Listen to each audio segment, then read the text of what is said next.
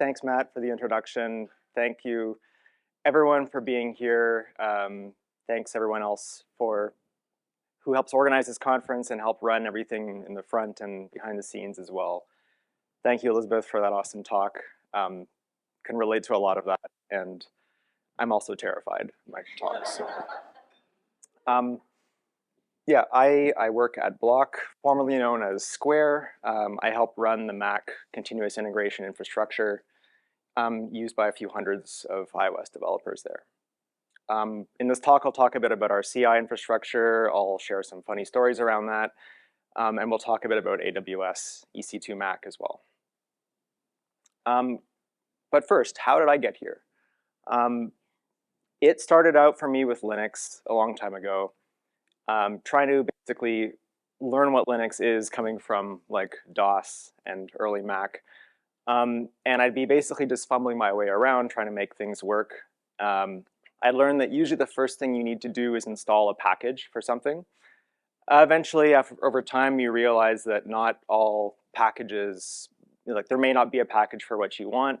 There may not be the features you want in a package, or maybe just there's no package at all. So you would run this command called CVS, and you would check out some things, and I would follow these instructions in these how-to documents, and you'd type /configure, and I don't know what the / really even meant at the time. I didn't know what make was doing. I got the idea it's running some kind of a program, but didn't really understand what that was all doing. But eventually I kind of got the sense, okay, this is basically taking the source code of this program and turning it into some kind of executable. And I guess that's how packages work, right? So just understanding this kind of demystified that a bit for me. I had this old capture card that I could use on Windows, but now I'm trying to make things work on Linux, and of course it doesn't work. So I'm again back in the how-tos, reading about how to compile the Linux kernel apparently, and basically still don't know what I'm doing, but it's basically still just configure, make, install, and just having to read a lot more and answering a lot more questions. It turned out also I needed to print to things, and I only had a printer that needed a Windows print driver, and so I'm learning what VMware is and what virtual machines are, and kind of blowing my mind open that this concept is even possible. I'm running a Samba server on Linux so I can copy, my homework assignments over to my Windows VM, or I can send a print job to the basement. Then eventually I got my own Mac. And this was around the time of the Intel transition, so that was kind of neat because it kind of opened the door to a whole bunch of weird, obscure audio processing software I wanted to build, and I would be using Think, if anyone else remembers that. Compiling things, I don't even know what they are, I just know it's a thing that I need to build the final tool or application. Package config and Guile and SDK or STK and SDL, I don't know what these things are, but basically just over time, just continuing to kind of be attracted to this for some reason. With Intel Macs, you could do virtualization as well, which was really neat. So eventually getting a day job, got access to more kind of enterprisey things that, opened up more doors to me. And I basically just had this theme that I kept finding excuses to play around more with building, packaging, containing and virtualizing software. And then I learned about continuous integration as a concept. I learned about Jenkins. I came here and just across the hall, I think over there, talked about Jenkins for an hour. I even ran like a auto package Jenkins server that ran all the core recipes on a schedule so we could know when they broke. That didn't last too long. I don't recommend hosting Jenkins on the public internet. That's all I'll say. Yeah. So jump ahead to today. At Block, I help support this infrastructure. There's a physical component that's around 500 Macs that are in a few racks in a data center. This is how they looked when they were first set up. There's a whole bunch of 10 gig switches up top. These are all 2018 Intel Minis. If you look really, really close, you'll see the those black cords on the side are the MDS two canoes automatons, first generation, of course. That's how we used to provision these before startOS install -- erase install was a thing. And then on the right, there's power distribution units, letting the SMC like trigger the Mac to restart. You're probably wondering, like, what could you possibly need 500 Macs for? Did you guys just build some iOS apps? So basically, the scale of the code bases and the number of staff we support and just the sheer work that is done to compile and test all the components of these apps is actually really, really big. The team that I'm part of does a lot of really great work already to minimize any redundant work in a CI job. So when a developer touches a certain part of the code base, the only parts that are built and tested are things that would invalidate. So there's a lot of intelligence there. It like looks at previous builds from CI to check which things had already passed. We use Bazel, and that gives us a bunch of extra capabilities for like querying and asking questions about the code base and the dependencies. It lets us run a remote cache, so all the intermediate artifacts that happen during a build actually get cached on a remote server, and those get reused when they can be across different builds, and developers also get access to that cache through a CDN. There's all this great work being done to make things more efficient, but despite all of that, there's over a dozen different apps. There's 50 different active code repos. The larger repos have like hundreds of PR builds per day. One build can use anywhere from like 7 to, well, in terms of machines, can use up to like 40 different machines in parallel, depending on how much of the code base has been invalidated and what test targets need to be run. The code base itself is just really large, so there's like over 5 million lines of code. A lot of it's Swift, which is slow to compile. Even just querying the code base itself needs a lot of memory, so even just infrastructure requirements are like fairly significant. The Git repo is huge. I could just go on, but yeah, for the Git repo, we keep like a long-lived cache on all the machines because it's way too expensive to reclone that whole repo fresh every time. Yeah, the simulator demands tons of resources. We like need more computers just to like run more simulators in parallel, essentially. We're always at the limit of seeing how many we can run in parallel on one machine. So a common theme is basically there's always more room for us to optimize this stuff. A lot of decisions around re-architecting things are just a question of managing trade-offs. And you just keep looking for, you find the most inefficient part of the system, kind of try to attack that, and then that's going to expose the next most inefficient part, and you go after that until at some point maybe you decide to redesign things. Yeah, monitoring is also really important. So like down there on the right, we can use utilization and like we can look at utilization over time and understand like how that's being impacted by CI code changes. That little line on the bottom on the right where it's lower is like overnight we run tests that are just on like known good builds where running the tests over and over and over and over again gives teams data about how flaky those certain tests are, and then they can address, like if a certain test is flaking 10% of the time, then they can go and address that and fix the test or comment it out or file a JIRA ticket to go and address it, etc. And then monitoring the queue is something also important. We try to keep that basically always at 0, and anytime it's not at 0, it's probably an indication that either there's something abnormal going on, or it's an indication that we need to cut some fat out of the CI. So I'll talk about a few just funny, interesting edge cases we run into. When we first stood up these machines in the racks, basically things were running well. It was the winter time. Someone at some point around April, May started to notice like their jobs were taking longer and longer, and like really long, like 5 times longer than they should. So it turns out that when it gets hot in San Jose, that also doesn't, I just assume that in a data center, like temperature is constant.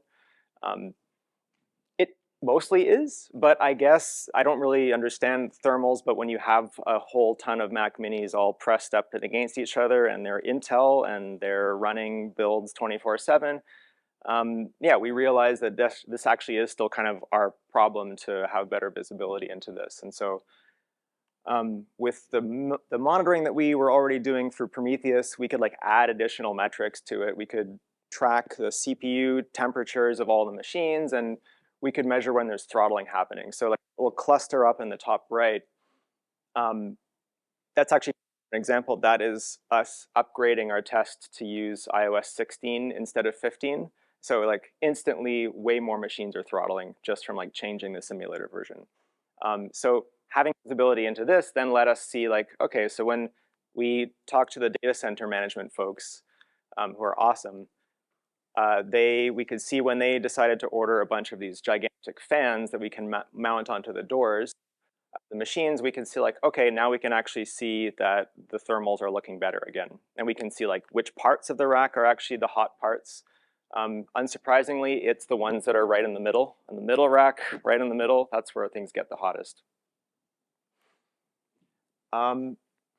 Okay, so all this work being done, I'm getting across the idea that they hammer the machines fairly hard. Kernel panics happen a lot. We can change the Xcode or simulator version, and that can result in tons of kernel panics or apparently, crashing the GPUs. A lot of data also just gets read and written. So these are machines that are 2.5 years old. They're all 1 terabyte drives. But if you do the math, basically it's like 800 or so gigabytes written per day. So like the shelf life of these things, it's good that we got the bigger SSDs, that's all I'll say. Yeah, talk about things that keep you awake at night. A single build of the point of sale app with Bazel generates about 400,000 files. So just managing how that is, like where those files go, how they get cleaned up. This was like a misconfig of one particular build that even despite the cleanup, it just generates 200 gigs worth of like just build artifacts over the course of 5 hours. And so before we had cleanup implemented better, you'd wake up in the morning and find machines with their disks full. So lots of opportunity for the environment to just be affected in some ways by what the builds are doing. There's a Ruby environment involved that can break in fun ways. There's internal CA certificates, which have to be embedded into basically every runtime in every possible way, and developers can potentially install their own version of that runtime that takes precedence over the system one. And so we basically have these mechanisms to like install pre and post flight scripts that will run automatically, like independently of what happened in the build, so we can clean up the machine for like known failure cases. There's things like Git being case sensitive in the software level, but I see someone nodding their head there, but on the file system, it's not case sensitive, right? Unless you're on Linux. So we have now like a pre-push hook that prevents developers from pushing the same branch with different casing up to GitHub. Because otherwise we found out that's one way to just basically break all of CI. Story here is basically we're just always in kind of like a defense mode, trying to keep the systems running reliably despite all the kind of chaos that's running on them. The last kind of story I'll tell about just debugging things was when we upgraded to Big Sur. So we upgraded from Catalina to Big Sur. There were so many things that went sideways with this. This was just a list of things that we had to do anyway just to prepare to upgrade. And each one of them was like its own little microcosm of issues that sometimes diverted us for weeks. We migrated to using Signing Manager from Two Canoes, which has been awesome. That also surfaced a bunch of bugs in macOS and Xcode that Apple fixed eventually, mostly in Monterey. But that was a thing we had to do as well. But the gnarliest problem that we ran into was just kind of an interesting story. So this is the output from our Jenkins agent that runs on every single machine. As we started to upgrade maybe 10, 20, 30 Macs in one single rack, we start getting these errors where, well, it would say no buffer space available, right? It was like, okay. And there's another error I had here from Slack that I found. Protocol stack cannot write data anymore. It is not open for write. So I'm like, okay, this is like, maybe, is this like a Java thing? Is it like should we bump our JDK to a newer, package? Is it a networking issue? It's only affecting the big SIR machines, right? But it's happening to all of them, but intermittently. But then we're like, okay, it network, but this example, sorry, the font is wrong, so it's a bit weird. But this rsync error, it's not obvious here, sorry, but it's copying a local file to a local file. It's like that's actually CocoaPods' built-in like copy mechanism. Is rsync local file to local file, still got the same buffer space error. And can barely see this one, sorry. AC tool from Xcode, which is asset catalog compilation, also complaining about buffer space. So now we're like, all right, I'm gonna search GitHub for that error string, found myself onto the Darwin source code, eventually found my way to this Apple Tech note. And I just like wanted to take a moment to appreciate, like, remember these old Apple Tech notes and how they were actually written with like colorful language? They're not only were they really deep, like there was a lot of good technical info, but they were just more fun to read, right? The socket will steal precious resources, and you must clean up after yourself. The kernel cannot do it for you. This was me trying to figure out, like, how do we mitigate this problem? Turns out the answer is you have to reboot. But they wrote it in the tech note, right? So that's great. So we can run netstat. Eventually, this is me just, again, trying to figure this out. Netstat, you can output information about these memory buffers. A lot of this is basically gleaned from like having access to parts of the Darwin source code, by the way, and which includes a bunch of BSD stuff. And I'm like, okay, so now I can start to like make sense of what the state of the system is when it's in a bad state. So when the machine falls off of Jenkins, like we can look at what's going on at that moment. And then we can write that in the same way we did with the other temperatures and monitoring and stuff. We can take the output from netstat and throw that into custom metrics as well. And so this way, when we see this happen, we can at least have a point in time where we can identify it. So here at this point, like 4:30, suddenly this failure count, just jumps up. So the idea was that we're still thinking probably need to figure out what's running on the machine at that time, because it must just be caused by something that the job is doing, and then we can try to reproduce it.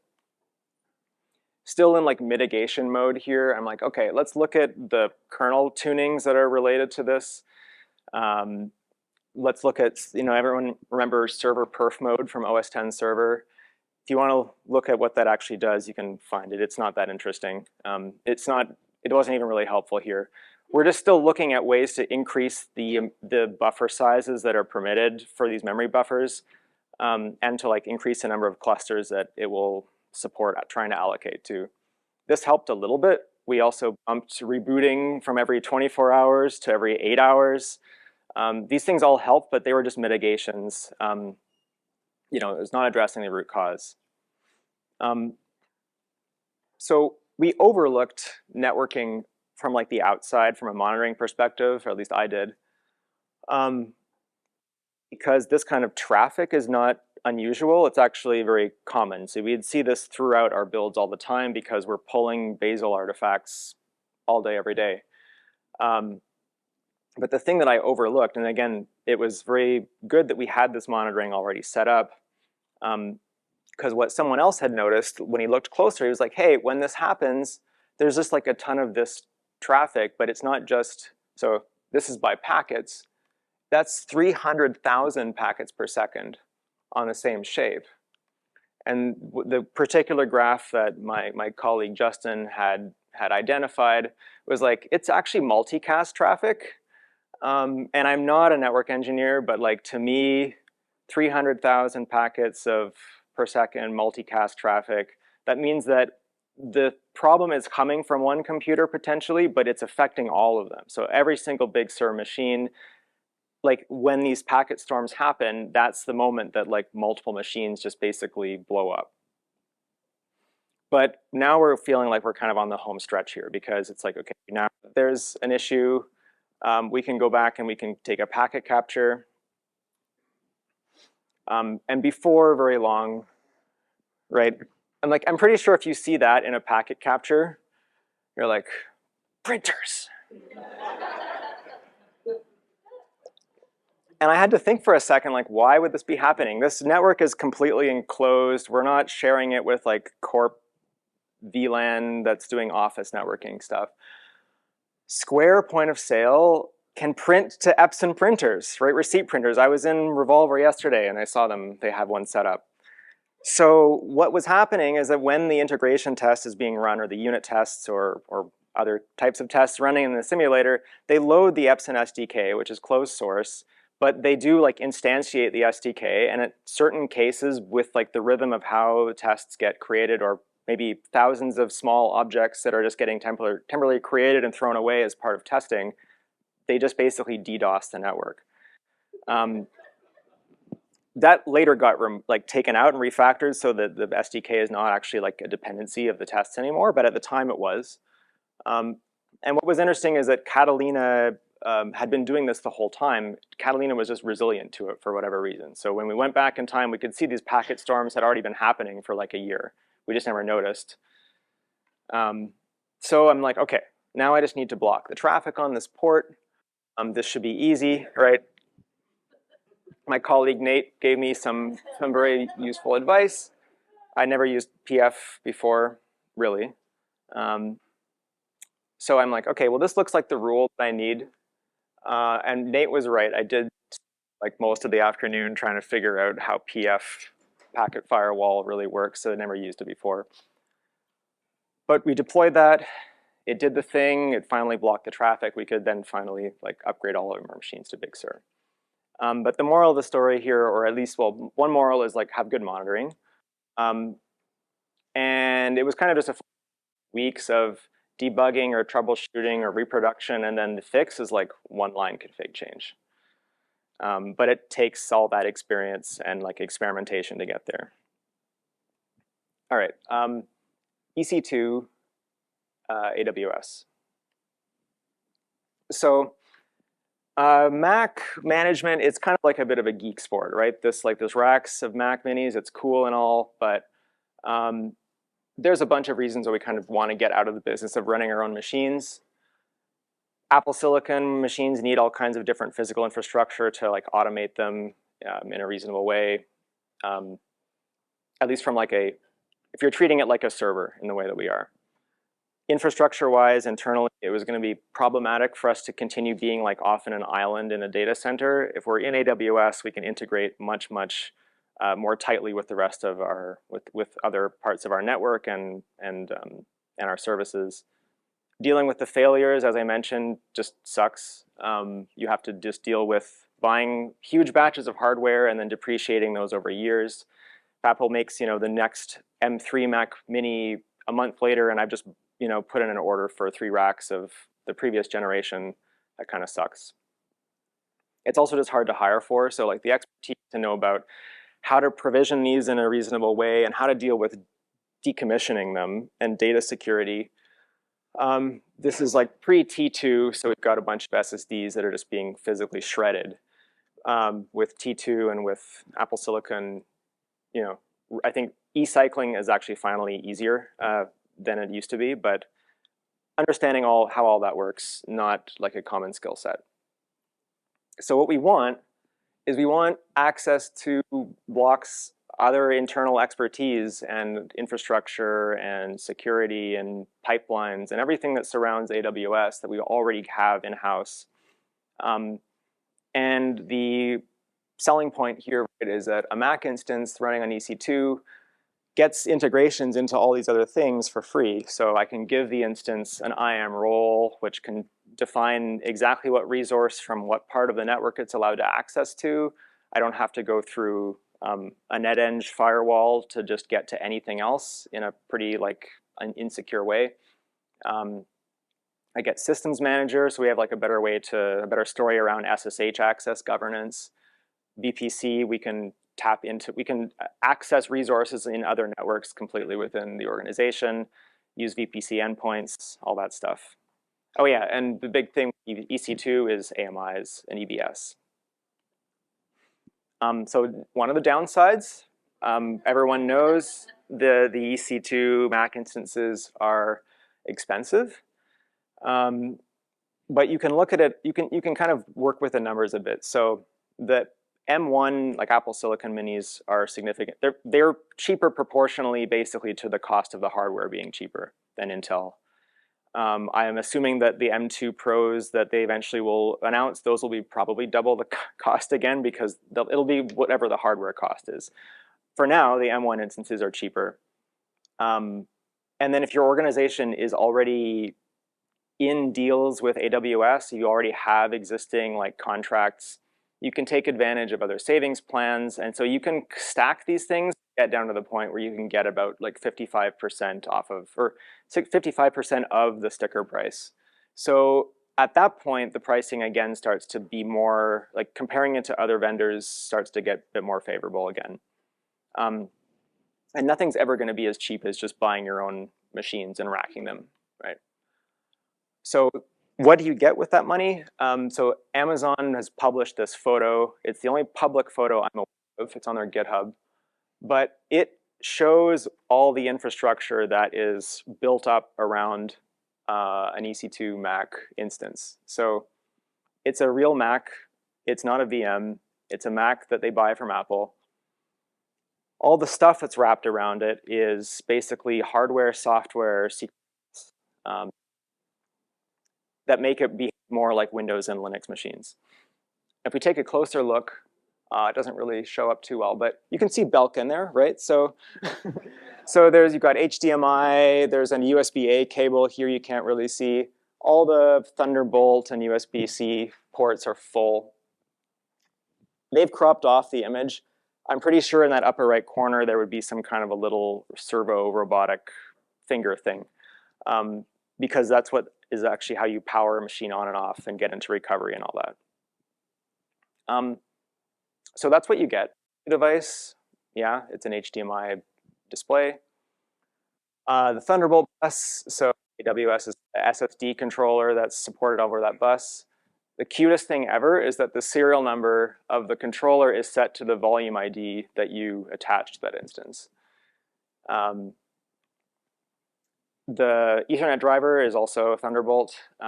So this gives you access to security groups, VPC endpoints, the EC2 instance metadata endpoint that just basically magically makes IAM work whenever you use the SDK or the CLI without having to deal with credentials.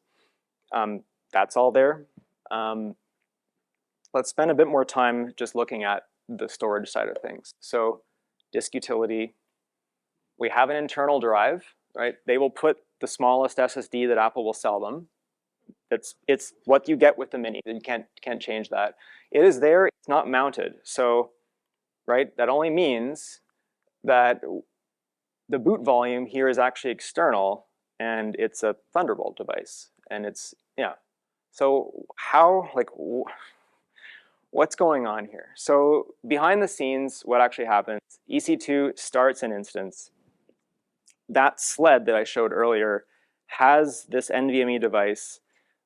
It's connected, the Mac sees this external device, but the blocks as they're being read actually are just streaming down off of EBS in the exact same way that they would be done on Linux or other instances. macOS has no idea. It doesn't use like a special kernel extension or driver or some other fancy kind of hack to boot off of the network. It's just booting off of an external drive. But behind the scenes, AWS is actually populating the blocks inside that device. So I found this pretty mind-blowing. It opens some interesting doors. So you can do, for example, like basically imaging is not dead with this, right? Because you will create an AMI and then instantly you can launch 100 Macs with that specific image of that OS, and you can then change later, like, oh, I want to actually go back to an older OS image, and like it will work. I can also do things like create additional volumes that have a snapshot of all the tools that I want, like multiple different Xcode versions, and then like hot attach those to the machines live, right, while they're booted. The OS not knowing that these blocks are actually network is kind of potentially a problem, though. So the host doesn't have any ability to like handle that I/O differently. It's just assuming it's a locally available disk built for like lazily loaded blocks streaming off of a network. So the OS itself booting, like the initial feeling of these VMs can be pretty different than what it feels like to just run a native, SSD in your Mac. So spending time looking at how that performance looks, if you're with this, I highly recommend. You basically, so there's other resources Amazon's published about like how EBS actually works. The same cost happens with Linux as well. It's just that I think you don't really feel it nearly as much as you do with macOS, because it's just the OS is heavyweight. It's got tons of stuff going on in it. I found particularly with like Xcode and simulators, for example, there's just like tons and tons of files in those bundles. So you launch this instance, and the first time that maybe you just run like symctl start a simulator or like Xcode build version, even just anything that causes code signature verification to get triggered and do like a scan of the whole Xcode app bundle, that can just basically leave the machine in a state where it looks like nothing's going on for like potentially a long time. After that happens the first time, though, those blocks that have been read off of EBS, they're still sitting there on that NVMe device, and they don't go away until you terminate the instance. So you don't have to pay this cost more than once, but you do have to pay it at some point. For us, we're basically looking at ways to pay that cost up front. So the user data script that we launch when the instance starts up, for example, can spend time basically just like hydrating this volume by forcing reads. But that's definitely something you have with the SSD, the Apple SSD. So you can mount it yourself, and AWS says you can go and do this. We don't guarantee anything about the reliability of that SSD. You obviously have no durability of the data that you put on it. But if you need like fast read-write for like temporary storage, you can totally do that. APFS cloning doesn't really work though, so that's something to be aware of. Other caveats around EC2, so Amazon publishes this. I'll just highlight a couple of them. You have to lease these machines for 24 hours. That's a limitation that Apple imposes on them. If I'm remembering right, I think that they put this in the EULA at the same time that Amazon made these instances GA. So I think it's basically, they put this in there for Amazon. The way that this actually gets enforced then is you have to reserve dedicated hosts in EC2. And then you launch the instances on top of that. So you like allocate a host, and then you say, okay, I'm going to launch a host now on this instance.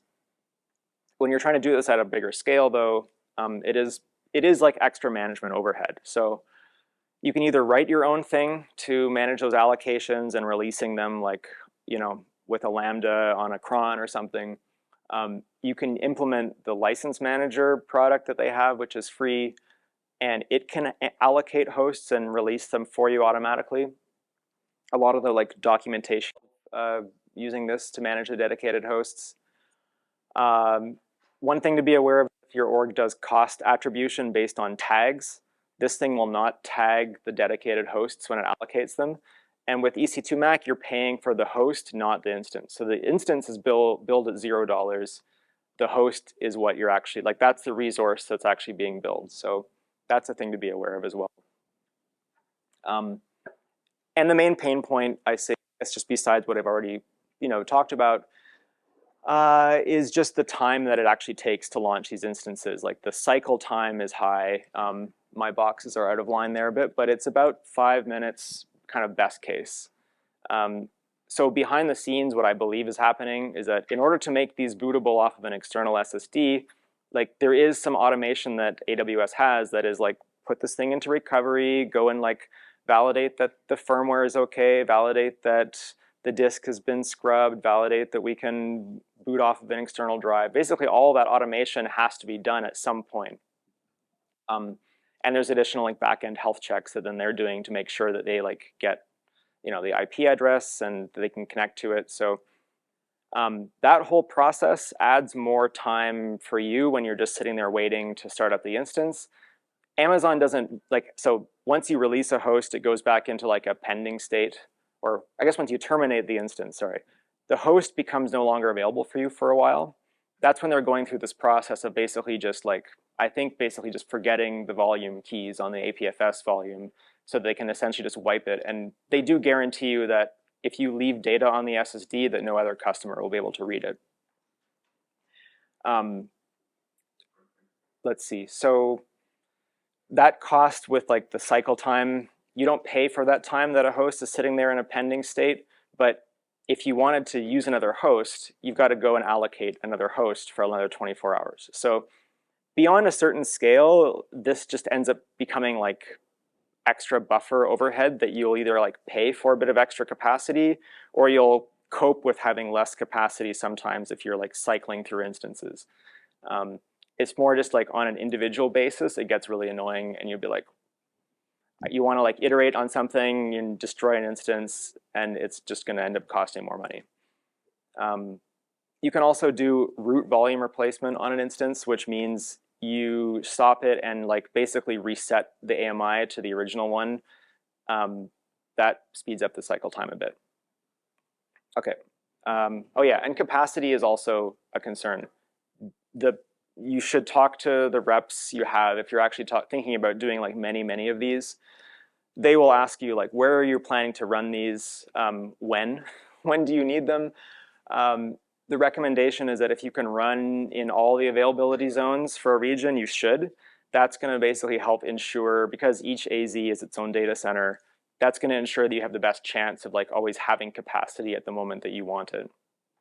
And then use auto-scaling groups to actually facilitate spreading that out across different AZs. Very last thing.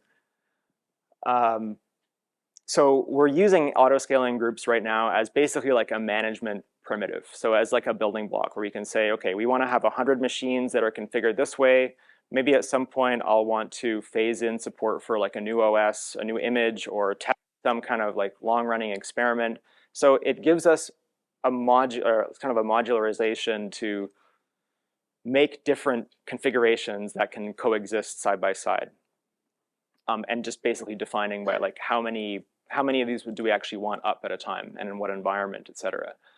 So to manage this over time, what we need though, we have to account for the fact that there's stuff running on the machine. So we can't just tell AWS to terminate instances whenever, because there's jobs running on them, or there may be.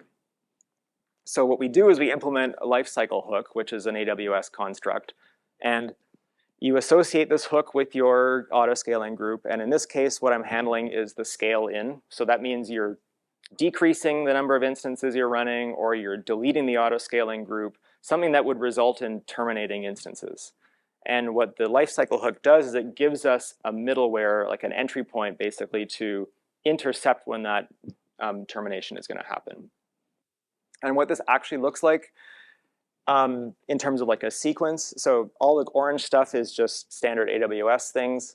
Lifecycle D is a open source product from BuildKite. It's just an open source repo. It's Go based, single binary. You drop this into your instance, and it runs as a daemon, listening for when these events happen. So we make some change up on the left, either through Terraform, or it can be anything that is like managing the capacities of this group. When it detects like, hey, I would want to destroy this instance or terminate it, this hook fires to an SNS message topic.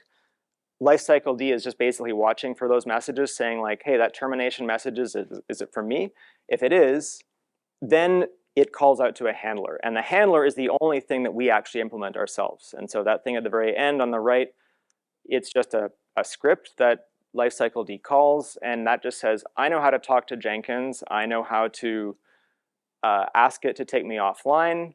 Go and do that now. I'm going to like drain the work that I'm still running, and I'm going to check if I'm idle. Then now I basically unload the Jenkins launch agent. I like deregister myself from Jenkins, and then the process, basically the hook says, okay, now you can go ahead and actually terminate the instance. So the goal here is really just we can make a change at any time of day. We don't have to think about like, oh, we have to do this change only like on off hours when there's no one running and that kind of thing. And because we only have to implement that one little part on the right, we can swap Jenkins out for like any other CI provider, and we just basically have to re-implement like those few API calls to do the same thing. So that's what we're currently looking at. All this migration work is in progress, is what we're going with currently. But yeah, there was so much more I even wanted to include here, but I'm already way, way over. I'm planning to probably write more posts about some of this stuff to go into more detail on my blog, but that's where you can find me on the internet. Thank you.